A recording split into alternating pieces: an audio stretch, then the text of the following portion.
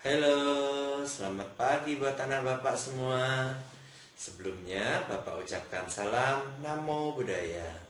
Bagaimana kabarnya di pagi hari ini? Bapak percaya kabarnya semuanya luar biasa. Kembali lagi dengan Pak Sugi, guru kelas 3B Sekolah Dasar Swasta Pelopor Duri Mandau. Di pagi hari ini kita akan belajar tema 3, benda di sekitarku, subtema 2, wujud benda pembelajaran 1 dan 2. Namun sebelumnya, Bapak ingin mengingatkan kepada anak Bapak supaya tetap mematuhi protokol kesehatan, yaitu menggunakan masker saat keluar ruangan, menghindari keramaian, dan rajinlah mencuci tangan.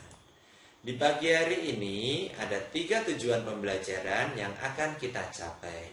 Yang pertama, menentukan informasi tentang wujud benda.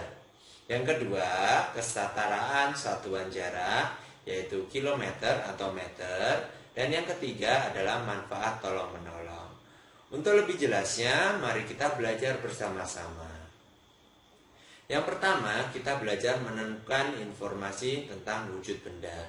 Silahkan anak bapak dibuka bupenanya halaman 26.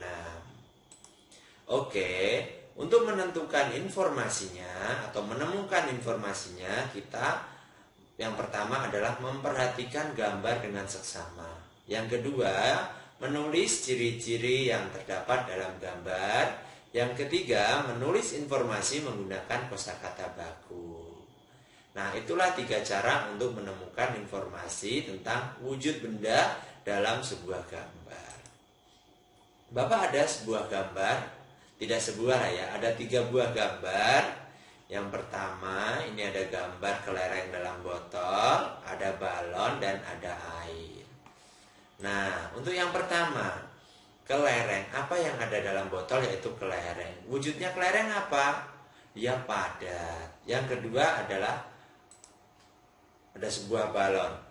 Apa yang terdapat dalam isi balon? Ya, udara. Udara ini memiliki wujud gas. Yang ketiga adalah air. Nama bendanya ya, apa yang ada di dalam gelas yaitu air. Wujudnya apa? Cair. Nah, itulah 3 wujud benda yang akan kita pelajari nanti ke depannya. Ini Bapak hanya sekilas saja. Silahkan anak Bapak dibuka bupenanya halaman 17, mengerjakan nomor 1 sampai 6 di bupena saja ya nak. Nah, itulah pembelajaran bahasa Indonesia, hanya sekilas saja, singkat saja di pembelajaran 1 karena baru awalan.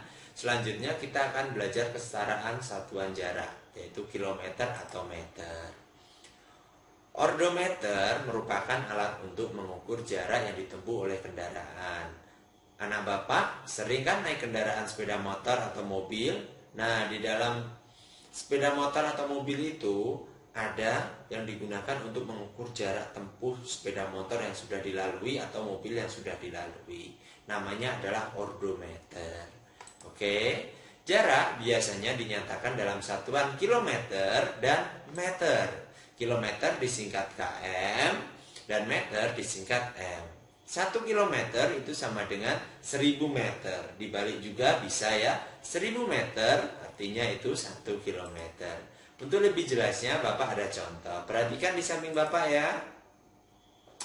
3 km 250 meter sama dengan titik-titik meter.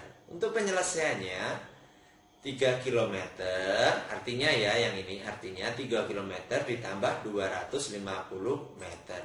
Mana yang belum meter yaitu kilometer. Untuk merubah kilometer menjadi meter dikalikan berapa? 1000. Paham ya nak? Hasilnya adalah 3250 meter. Paham nak? Untuk di sini mudah kan untuk ini? Selanjutnya contoh yang kedua, Bapak ada angka 3.554 meter sama dengan titik-titik kilometer, titik-titik meter. Nah, ini bagaimana Pak? Ini kok berbeda dengan yang ini? Nah, untuk penyelesaiannya artinya ini 3.554 meter ini kita jadikan ke kilometer. Untuk menjadikannya kita bagi 1000 karena meter ke kilometer. Jadi hasilnya adalah 3 km dan sisanya itu tetap ke meter. Sisanya adalah 554. Nah, itulah sekilas pembelajaran matematikanya tentang kesetaraan satuan jarak panjang, kilometer atau meter. Bapak rasa ini mudah. Silakan dibuka bupenanya buat anak Bapak, ada tugas. Halaman 28 bagian A nomor 1 sampai 10 dikerjakan di buku pena aja ya nak. Selanjutnya kita akan belajar manfaat sikap tolong menolong. Tolong menolong dapat dilakukan di mana saja, contohnya di rumah, di sekolah, di lingkungan masyarakat. Tolong menolong ini merupakan contoh pengamalan sila Pancasila yang kedua. Benar sekali. Saat menolong, kita tidak boleh membeda-bedakan suku, agama, ras, dan lain sebagainya. Tujuannya apa? Tujuannya agar tercipta kerukunan. Nah, ini ada beberapa manfaat tolong-menolong. Ada 4 manfaat tolong-menolong. Yang pertama adalah meringankan beban orang lain yang sedang kesusahan. Yang kedua, meringankan pekerjaan orang lain. Yang ketiga, mempererat hubungan antar sesama. Dan yang keempat adalah menumbuhkan rasa persaudaraan dan kemanusiaan. Nah, itulah 4 manfaat tolong-menolong. Bapak ulangi sekali lagi, di mana adalah tolong-menolong adalah merupakan pengamalan sila kedua yang berbunyi kemanusiaan yang adil dan beradab. Nah, kita saat menolong ini tidak boleh membeda-bedakan tujuannya agar kerukunan tetap terjaga. Nah, ini ada beberapa manfaatnya, ada 4 manfaatnya. Ini mudah Bapak rasa. Selanjutnya ada tugas buat anak Bapak. Kerjakan halaman 32 nomor 1 sampai 5 dikerjakan di buku latihan tematik. Nah, itulah pembelajaran kita di pagi hari ini. Yang pertama kita menemukan informasi wujud benda berdasarkan gambar. Tadi ada 3 hal yang perlu diperhatikan, dan wujud benda tadi ada 3, yaitu padat, cair, dan gas. Tadi kita belajar satuan panjang untuk mengukur suatu jarak, yaitu menggunakan kilometer atau meter. Dan bagaimana cara menyelesaikannya, kilometer menjadi meter atau meter menjadi kilometer. Caranya yaitu tadi, kalau kilometer ke meter dikalikan 1000, kalau meter ke kilometer dibagi 1000.